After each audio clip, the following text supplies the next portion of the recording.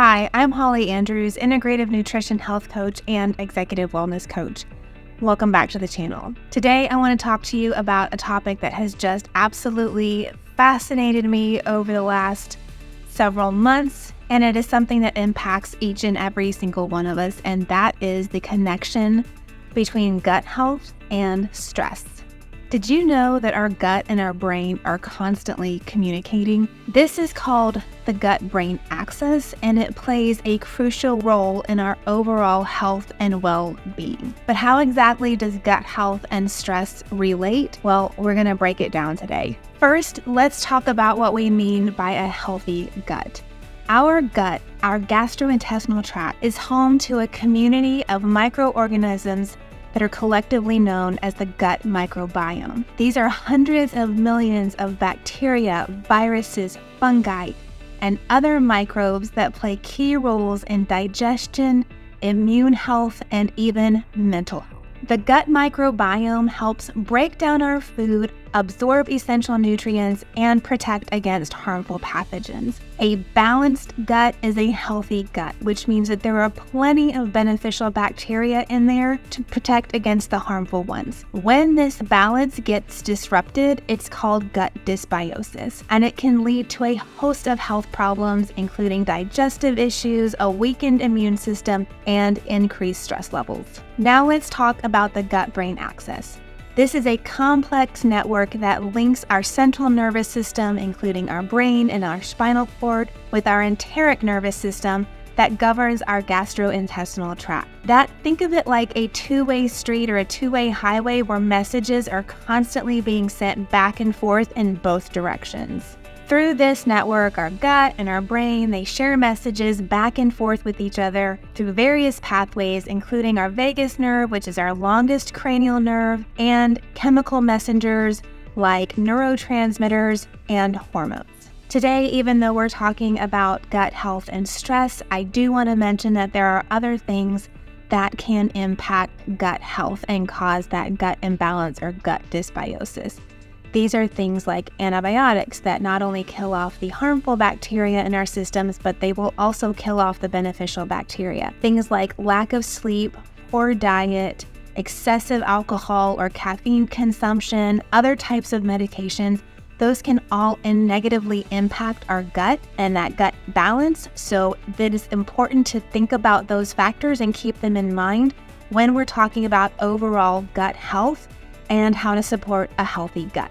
So now let's talk about how stress affects our gut microbiome. When we are stressed, our body enters into that fight or flight state. That causes our body to release stress hormones like cortisol.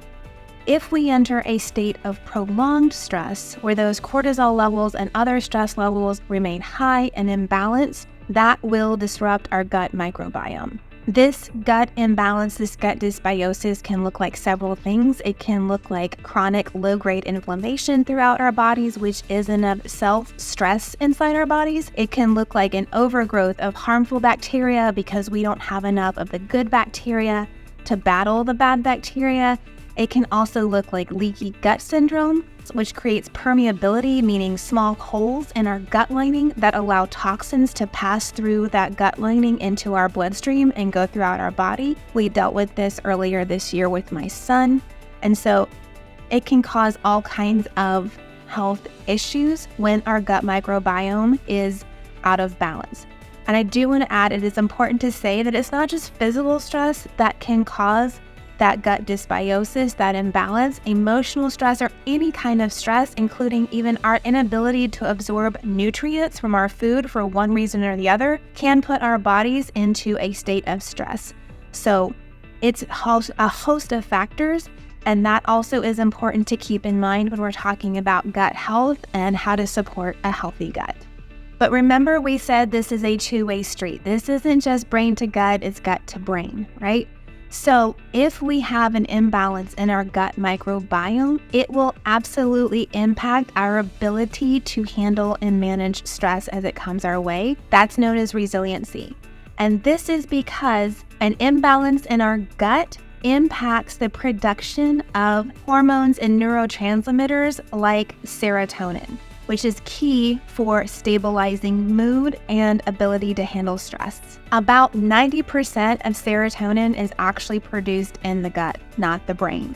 And up to 50% of dopamine is also produced in the gut. So if our gut health is compromised, our mental health is compromised, and it can lead to serious health issues like anxiety, depression, and continued chronic stress. So how do we support our gut health so that we can in turn help manage stress more effectively? Well, there are several steps, primarily known as the 5 R's, and that is remove, replace, re-inoculate, repair, and rebalance. I'm not going to address the first 2 here today because those are very individual and really require you to work with someone on a one-on-one basis, either a health coach like me or a functional medicine practitioner. But what I am going to do is give you access to my gut health guide so that you can see what that looks like. The link will be in the description below, and I'm going to give you some tips to help you with the last 3. To re-inoculate your gut, you want to focus on eating probiotic and prebiotic foods.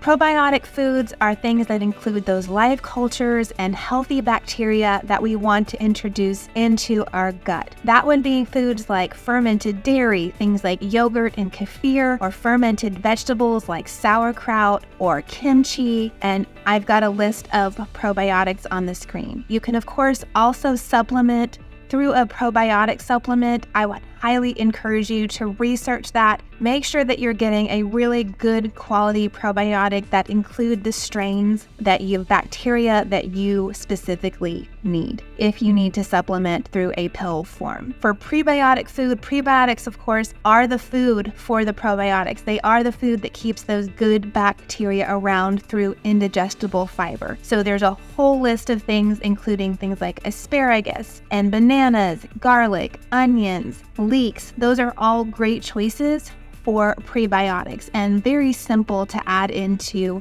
your everyday diet. To help repair your gut, we want to repair your gut, repair that gut lining. You want to make sure that you are eating a variety of fruits, vegetables, whole grains to get good sources of fiber. That fiber is going to help heal your gut lining. So be sure that you're including things like berries, leafy vegetables, broccoli, spinach, sweet potatoes, and your whole grains like rolled oats, whole oats, not instant oatmeal, rolled oats, quinoa, barley, all those kinds of really good, hearty, whole grains with true fiber that is going to help heal your gut lining. You also want to make sure that you're eating a lot of omega-3 fatty acids from sources like salmon, avocados, olive oil, avocado oil, nuts, and seeds. That's going to help reduce the inflammation in your gut to help your gut heal.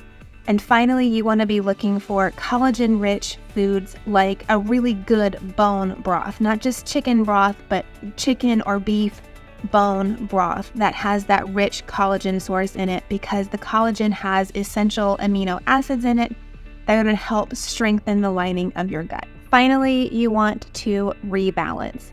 This looks like staying hydrated, making sure that you're protecting your sleep, getting physical activity of some sort, and practicing stress reduction techniques like breath work, journaling, gratitude, prayer, and meditation.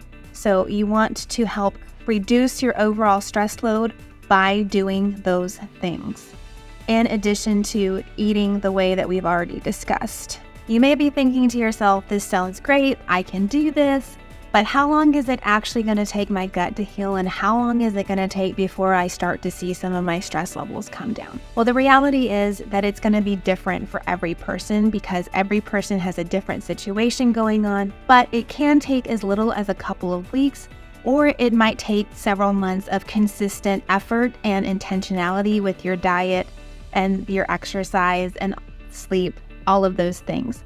But if you have to focus on one thing first, I would say, get your diet in order, then maybe, make sure that you're staying well hydrated, then focus on your sleep. Don't try to do all of these things at once, but break it down into small things that you can do. And once you've established the one habit, work on the next one.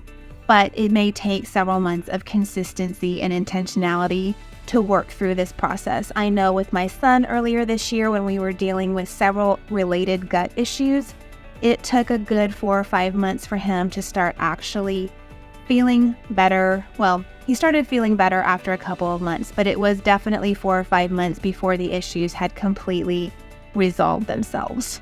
Bottom line, taking care of your gut health is going to help manage your stress levels and reduce your stress over time. Make those small changes, and if you need help, that's what I am here for. I would love for you to reach out to me and we can talk about what that would look like. So until next time, thank you for watching, and I believe that you can heal your stress from the inside out.